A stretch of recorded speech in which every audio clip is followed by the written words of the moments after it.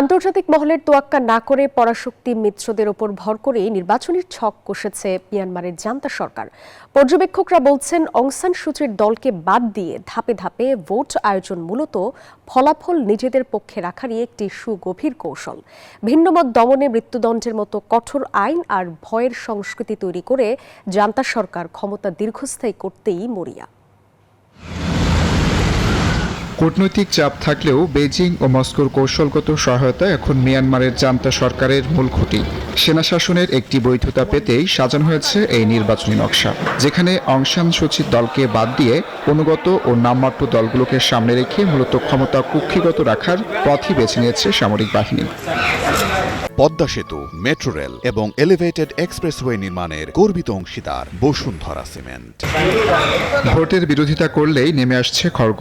নির্বাচন বিরোধী প্রচারণায় জড়ালে মৃত্যুদণ্ড বা যাবজ্জীবনের মতো বিধান রেখে আগেই জারি করা হয়েছে আইন। নির্মাতা থেকে শুরু করে সাধারণ শিল্পী কাউকে ছাড় দেওয়া হচ্ছে না, যা জনমনে তৈরি করেছে গভীর আতঙ্ক। আর ধাপে ধাপে ভোট নেওয়ার পেছনেও রয়েছে তাদের গভীর পরিকল্পনা, এমনটাই বলছেন বিশ্লেষকরা। কর্তৃপক্ষ ভোট কয়েক ধাপে ভাগ করে দেয়। প্রথম ধাপের ফলাফল নিজেদের পক্ষে না গেলে তারা কৌশল বদলানোর সুযোগ পাবে।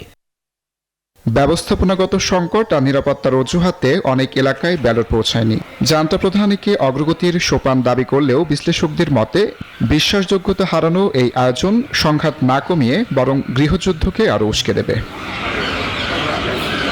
Desk report, news 24।